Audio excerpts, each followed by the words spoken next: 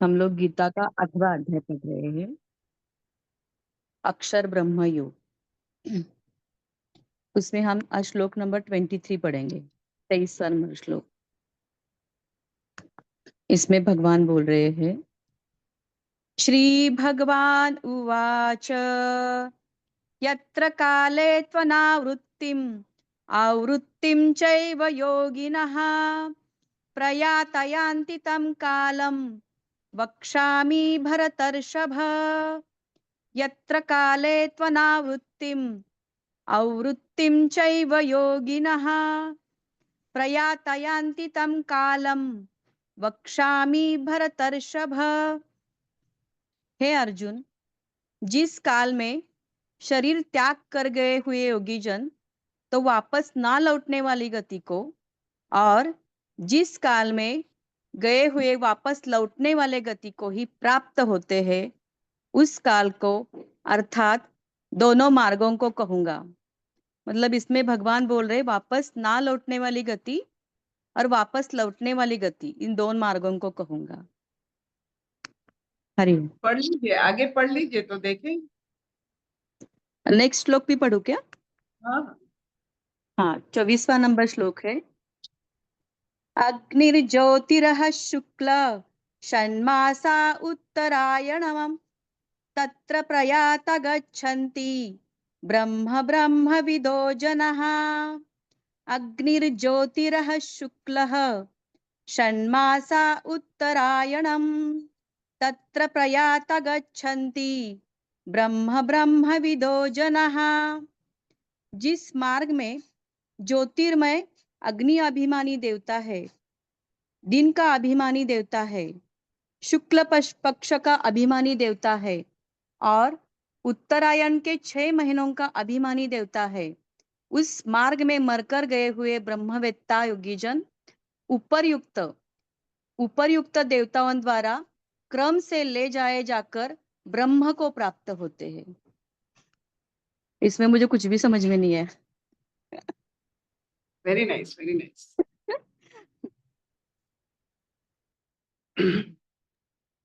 मृत्यु का समय,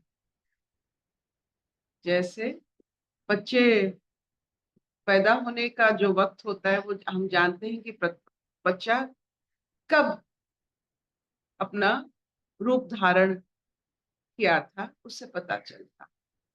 मृत्यु का समय से पता चलता है आपका जीवन भर का क्रम। आप देखे होंगे कि बहुत सारे लोग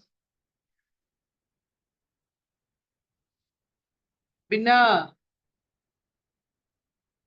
कुछ संदेश, जैसे एक्सीडेंट हो गया, अपमृत्यु, ऐसे भी मृत्यु होता है। बिना बिना अपना पूरा काल बिताए बहुत सारे लोग, बहुत सारे जीव अपना शरीर छोड़ देते हैं। लेकिन पूरा जीवन जो बिताते हैं, पूरा अपना संपूर्ण आयु को जो प्राप्त करते हैं, उसे पता चलता है उनका जीवन का शैली। कौन जीवन रक्षा कर सकता है? केवल योगी ही जीवन रक्षा कर सकता। 20 साल में मर जाना, 40 साल में मर जाना, 60 साल में अपाहिज बन जाना, ये सब इसी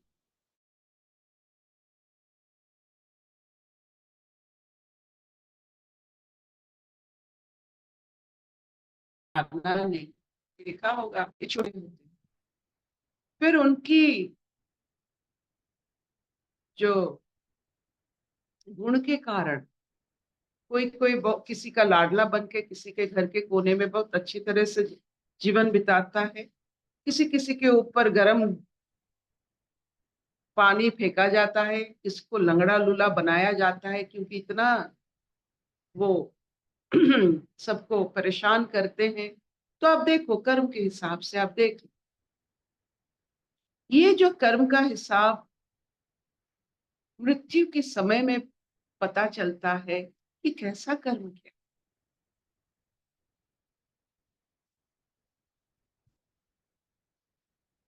आप देखोगे कि sudden cardiac death, heart attack, ये सब रात को बहुत जोर से आती है। ये सब सोया था, मर गया, पता नहीं चला किसी को। मृत्यु जैसा उत्सव किसी को पता ना चले, कैसा मृत्यु है। जन्म जैसा उत्सव ऐसा कोई होता है कि कोई जन्म लेता है किसी को पता नहीं चलता है? वो भी एक उत्सव है, सबको पता चलता है। जो व्यक्ति अपने पूरे जीवन काल में अपने आप को बड़े संयम से चलाया होगा, वो कब मृत्यु प्राप्ति करता है, जिसे पता चलता है पूरा जीवन का उसका व्रत कैसा था। आपकी धारणा से कुछ नहीं होता है, मृत्यु के समय ही से पता चल जाता है वो व्यक्ति कैसा।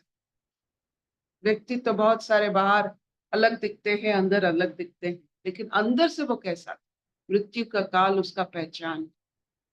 तो कौन सा काल? सूर्य को साक्षी मानकर दिन में जो मृत्यु प्राप्ति करता है, शुक्ल पक्ष,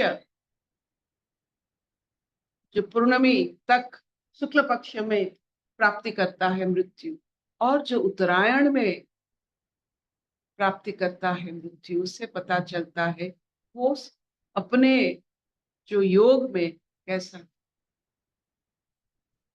बातों से कुछ नहीं पता चलेगा। बहुत सारे लोग बहुत सारे अच्छे अच्छे बात करते हैं, सुन सुनकर अच्छे बात करते हैं, लेकिन मृत्यु का समय ही पता लगा देता है वो व्यक्ति कैसा था। कैसा था मतलब वो अपने साथ और अपने ईश्वर के साथ कैसा था। ये जो मृत्यु का समय है ना, वो किसी को कोई नहीं देता है, खुद ईश्वर देते हैं हमारे कर्म को देखकर। ले जाने वाले वही है, वहां तक जाना है, तो वो कब लेंगे, उनको कैसा लगता है। हमारा ये पूरा जीवन उन्हीं के ऊपर निर्भर करता है, कब लेते हैं, कब ये शरीर छूट जाता है हमसे संपूर्ण आयु के बाद। इसी से पता चलता है आपका पूरा जीवन का रहस्य। You might be a very nice person, people might be worshipping you, you might not be that, I would say, इतना आप में इतना जो क्या कहते हैं मृत्यु को इस समय में प्राप्ति करने का शायद आप में उतना पुण्य नहीं। कोई जानबूझकर मृत्यु नहीं प्राप्ति करता है, हो ही जाता है, जैसे प्यार हो ही जाता है, मृत्यु हो ही जाता है। So your time of death is a very important signature of your whole lifestyle, जो आप ही को पता है, किसी और को पता चलना कोई उसका कोई मायने नहीं, नो इम्पोर्टेंस। आप ही को पता, आप ही को आपका जीवन का आप ही को पता है कि आप उसके साथ क्या करते हो।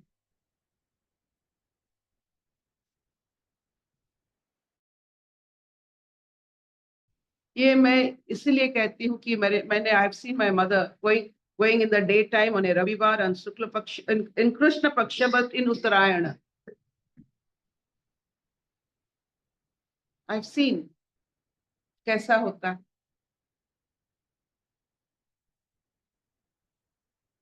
कैसे शरीर छूटता है। बैठे बैठे नेल पॉलिश लगाते लगाते भी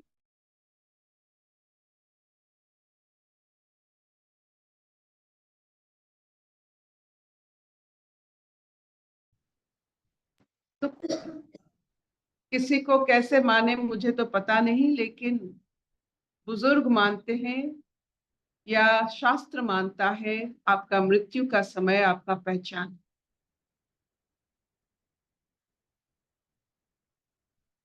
प्रकृति मानती है, ये नियम कहती है। आपने आपके साथ कैसा व्यवहार किया, खुद के साथ आपने आप खुद के साथ कैसा व्यवहार किया, कि अपने आप को डस्टबिन बनाया,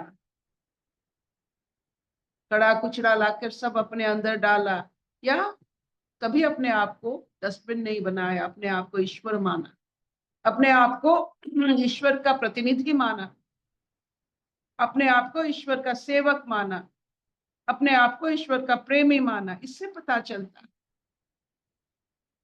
खुद खुद खुद से आपने कैसा व्यवहार किया। Please note this. How you behave with your own self is more important.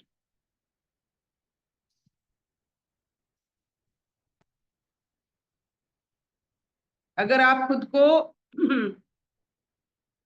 अपवित्र मानते हो, खुद को छोटा मानते हो, खुद को ईश्वर से बिना संपर्क ये शरीर, ये प्राण छूट जाता है। Be careful. खुद को ईश्वर मानने की शक्ति सब में है और माननी चाहिए। हर समय में, हर वक्त में यही सोचना है, अगर ईश्वर यहाँ होते तो कैसे काम करते, कैसे सोचते, कैसे ये नैया को आगे ले जाते।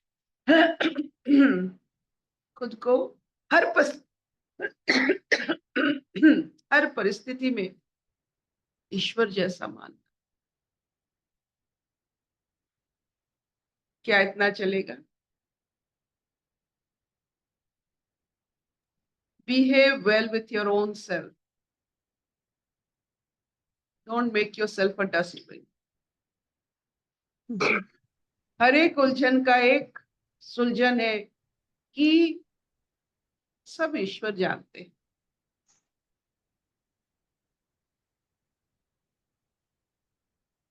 यहाँ कोई सीक्रेट नहीं बन सकता है। सीक्रेसी एक बहुत बड़ी बीमारी है। अपने जीवन को ऐसे रखो कि पूरा खुली किताब, नो सीक्रेसी, जैसा अंदर वैसा बाहर।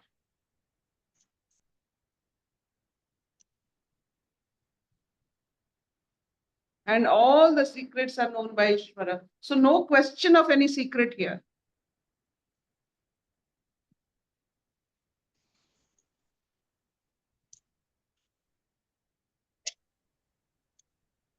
देख लो, जान लो, अपने आप को ईश्वर मान लो।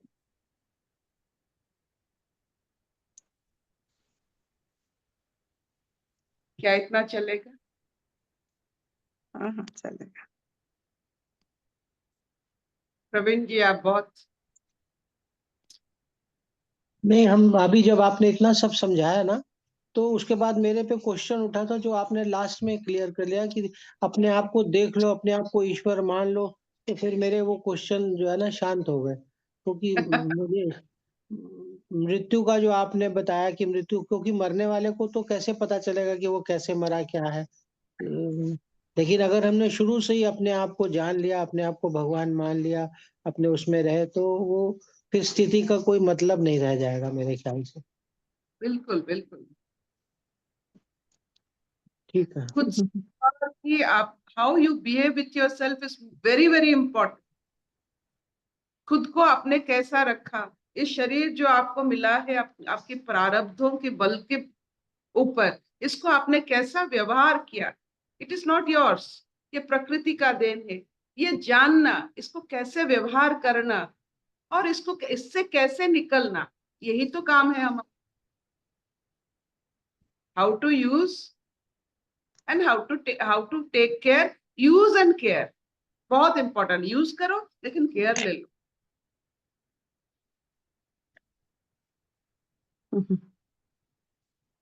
अशतो मा सद्गमय तमसो मा ज्योतिर्गमय मृत्युर्मा अमृतंगमय। सर्वे सुखिनः सन्तु, सर्वे सन्तु निरामया, सर्वे भद्राणि पश्यन्तु, मा कश्चित् दुःखभाग् भवेत्। ॐ शान्ति शांति शांति।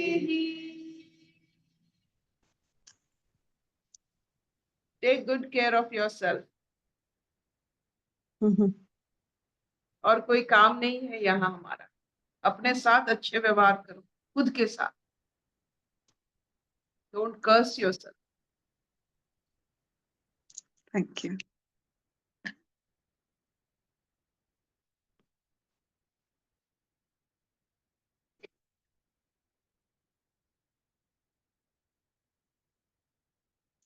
जो अर्पिता जी बोले ना, अपने साथ गुड केयर लो, अपने साथ अच्छा व्यवहार करो, वो अपने कहने से हम फिजिकल अहंकार को मान लेगा कोई। ये अपने साथ माने अपने तुम किसको मानते हो, कितना अज्ञानता से फ्री हो। जो रियल सेल्फ है ना, वो अपना सेल्फ है।